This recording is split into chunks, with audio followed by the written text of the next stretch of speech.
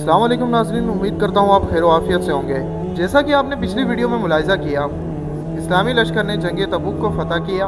उसके बाद Medina Munawwara से अमीरुल मुमिनीन हज़रत अबू बकर सिद्दीक़ रदी अल्लाह तआला अन्हु ने मुजाहिदीन इस्लाम का दूसरा लश्कर रवाना फरमाया। नाज़रीन, सिद्दीक़ अकबर रदी अल्लाह तआला अन्हु ने इन तमाम लश्कर का अमीर अमीनुल उम्मा हज़रत अबू उबैदा बिन जराह को मुकर्रर किया।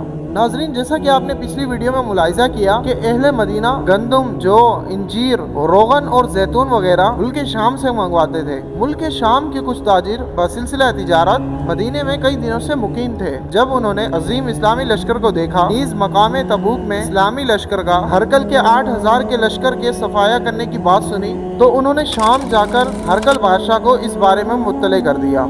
इस इत्तला के मिलते ही हरकल बादशाह ने अपने शाही दरबार में अरकान दौलत को जमा करके हकीकत हाल से मुत्तले किया और कहा, मुसलमानों ने तुम्हारे भाइयों को तबूक में मार डाला है, लिहाजा ऐशो इशरत और काहिली को छोड़कर मैदान जंग में कूद पड़ो। ये तकरीर सुनकर हाजिरीन ने हलफ उठा लिया कि हम अपने जिस्म के आखिरी कतरे तक मुसलमानों से लड़ते रहेंगे। इस जज्बे को देखकर हरकल बादशाह बहुत ही खुश हुआ। एक सोने की स्लेब मंगाई और रूमी लश्कर के सरदार कमानदार रोबीस को देते हुए ये कहा, मैंने तुझको 1,00,000 सवारों पर हाकिम मुकर्रर किया है। उसी दिन रोबीस लश्कर को लेकर रवाना हो गया। और नाज़रीन, दूसरी तरफ मुजाहिदीन इस्लाम मुसलसल सफर की मुसाफत तय करके वो थक गए थे। सवारी के जानवर भी बहुत ही कमजोर हो गए थे। जब ये फलस्तीन का इलाका आया तो वहाँ का सरसब्ज़ शादाब खित्ता, लहलहाते खेत, घास चारे से भरपूर मैदान, फलों और पानी की फराहमानी देखकर इस्लामी लश्कर ने वहीं पड़ाव कर लिया और थकान को दूर करने के लिए आराम किया।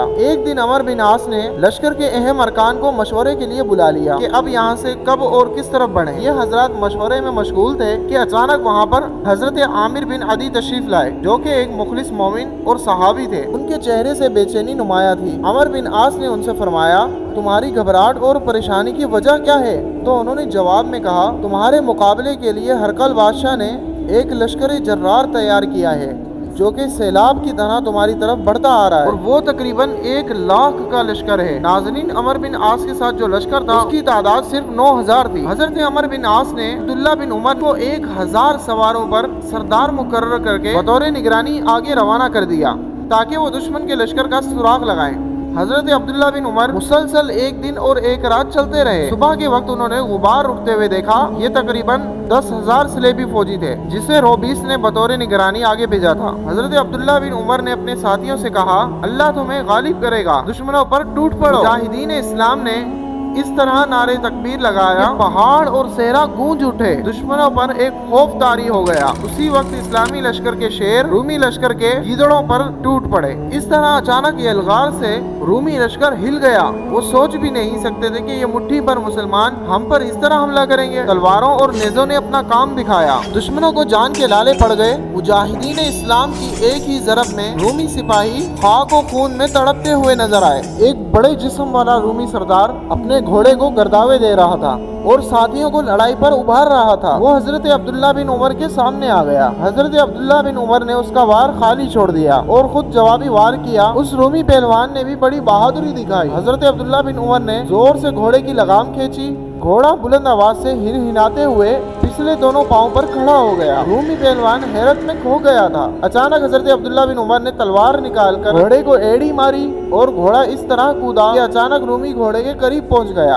रूमी पहलवान तलवार म्यान से निकाल ही रहा था। इतनी देर में हजरत अब्दुल्ला बिन उमर ने ऐसा वार किया, तलवार उसके कंधे की रग को काटती हुई जिस्म को 2 टुकड़े कर दिया। वो अपने घोड़े से जमीन पर गिरा। नाज़रीन, जब रूमियों ने ये देखा कि उनका सरदार बेदर्दी से कत्ल हो गया है तो उनका हौसला पस्त हो गया। अब वो लड़ने के बजाय खुद को हमले से बचाने लगे, लेकिन वो मुजाहिदीन इस्लाम के सामने अब ठहर न सके। मुजाहिदीन इस्लाम ने उनके सरों पर तलवारें रखी और 600 सिपाहियों को कैद कर लिया। बाकी सब भाग गए। नाज़रीन, इस मार्के में 7 मुजाहिदीन इस्लाम शहीद हो गए और कसीर मिकदार में माले गनीमत हासिल हुआ।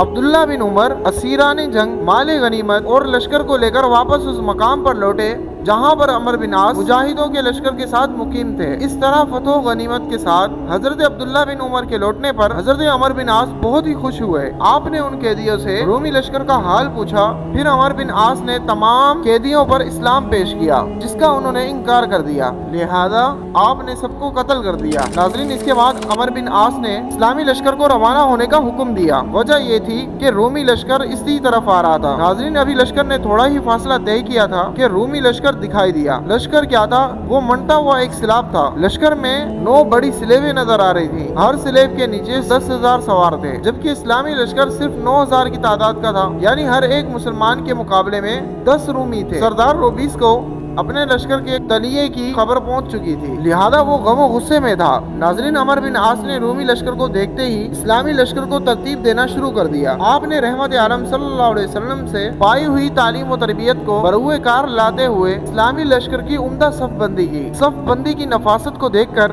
روبیس دنگ رہ گیا۔ اس نے اس طرح کی صف بندی کبھی نہ دیکھی۔ وہ احساس کمتری میں مبتلا ہو گیا۔ اس پر ایک خوف چھا گیا کہ اسلامی لشکر کی صف بندی کا یہ عالم ہے، تلوار زنی کا کیا عالم ہوگا۔ ضمیر یہ کہنے لگا کہ شاید میرا اور میرے ساتھیوں کا بھی تلیے والا حال ہونے والا ہے، لہذا اس نے حملے سے توقف کیا، تھوڑے فاصلے پر اپنا لشکر ٹھہرا دیا تاکہ دیکھے کہ اسلامی لشکر کی طرف سے کیا کارروائی ہوتی ہے۔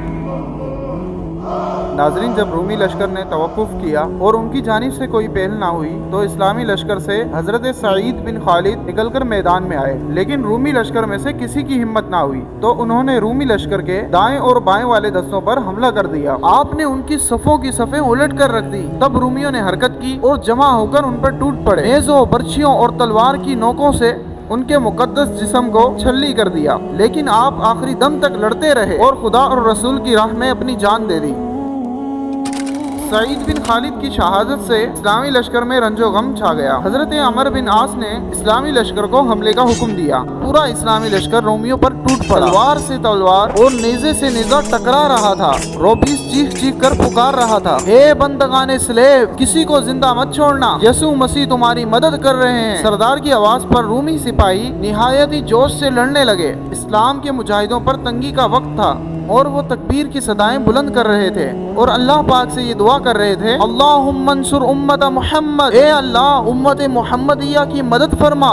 ناظرین حضرت عبداللہ بن عمر سے روایت ہے، فرماتے ہیں کہ اس دن صبح سے دوپہر تک شدت سے جنگ جاری تھی۔ اس دن سخت گرمی تھی۔ زوال کے وقت حضرت عمر نے لشکر کے لیے دعا مانگی، وہ دعا جو ان کو حضور پاک صلی اللہ علیہ وسلم نے سکھائی تھی، اور ابھی آپ نے دعا کے الفاظ ختم ہی نہ کیے تھے کہ دیکھا کہ آسمان میں ایک سوراخ ہو گیا ہے اور سوراخ سے ہرے گھوڑے نکل رہے ہیں۔ ان گھوڑوں پر ہاتھوں میں سبز نشان لیے ہوئے ان پہ سوار ہیں، اور کوئی پکار رہا تھا، بشارت ہو تم کو اے امت محمد، تمہارے پاس اللہ کی مدد آ گئی۔ عبداللہ بن عمر فرماتے ہیں کہ میں نے واپس جا کر دیکھا، بس کچھ ہی دیر گزری تھی کہ رومیوں کو میں نے پیٹ پھیر کر بھاگتے ہوئے دیکھا۔ مجاہدین نے ان کا تعاقب کیا اور بھاری تعداد میں رومیوں کے سر اڑا دیے۔ جب رات ہوئی تو اسلامی لشکر اپنے کیمپ میں واپس لوٹا۔ لشکر کی سپاہی کافی تھک چکے تھے، لہذا سب نے آرام کیا۔ صبح مردم شماری کرنے پر پتہ چلا کہ اسلامی لشکر سے 130 مجاہدین نے جام شہادت نوش فرمایا ہے، لہذا میدان جنگ سے شہیدوں کی لاشیں جمع کی گئی، لیکن ان میں سعید بن خالد کی لاش نہ تھی۔ عمر بن عاص خود ان کی لاش کو تلاش کرنے کے لیے نکل پڑے۔ ناظرین کافی تلاش کے بعد ان کی لاش اس حالت میں ملی کہ ان کے جسم کو گھوڑوں کے سموں نے ایسا روندا تھا کہ تمام ہڈیاں چور چور ہو گئی تھیں۔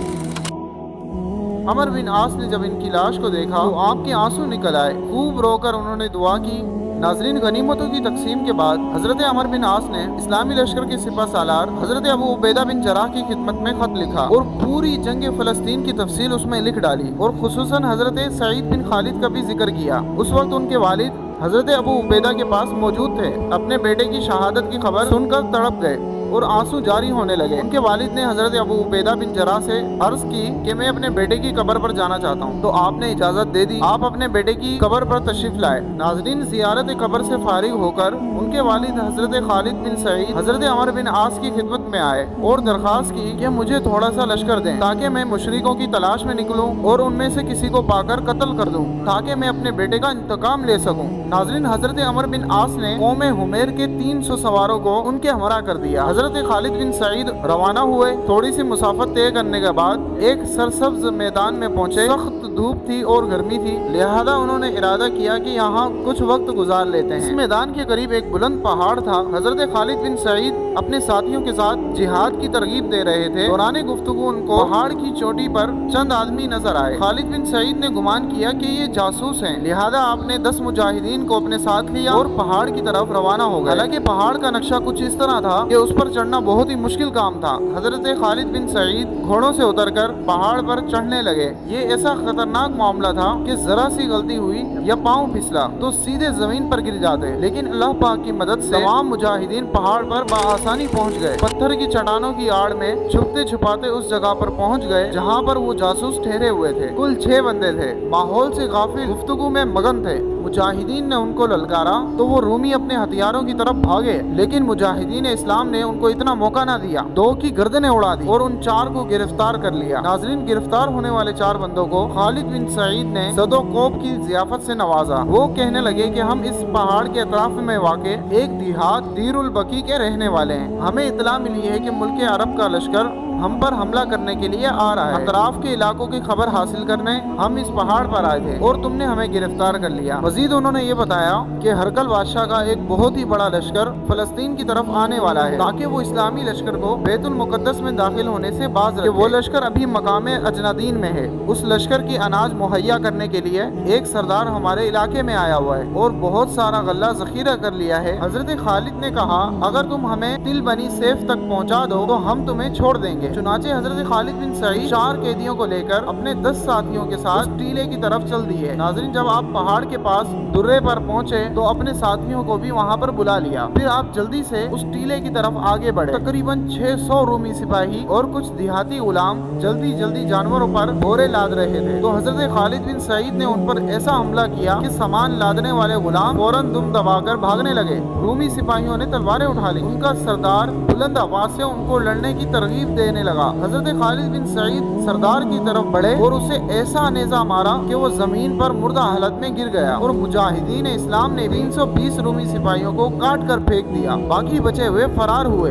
हजरत खालिद बिन सईद ने रूमी लश्कर के सामान और जानवरों पर कब्जा कर लिया और बकिया मालो गनीमत लेकर फलस्तीन में हजरत अमर बिन आस के पास वापस आए। अमर बिन आस मुजाहिदों के सलामत लौटने और कसीर गनीमतें लाने से बहुत ही खुश हुए और उन्हें दुआए खैर और बरकत से नवाजा और इस तमाम वाक़े का खत सिपा सालार आज़म और अमीरुल मोमिनीन को लिखा। नाजरीन, ये जंगे फलस्तीन का मुकम्मल वाक़या तो जो आपने मुलाहिज़ा किया, एक उस दौर के मुसलमान थे और आज के मुसलमान, कि आज के फलस्तीन पर होने वाले जुल्म से बाखबर होने के बावजूद मुर्दा ज़मीनी का मुजाहिरा कर रहे हैं। नाज़रीन, अल्लाह पाक से दुआ है कि आज के मुसलमानों को भी सहाबा कराम अलैहिम रिदवान जैसा जज्बा नसीब फरमाए, आमीन।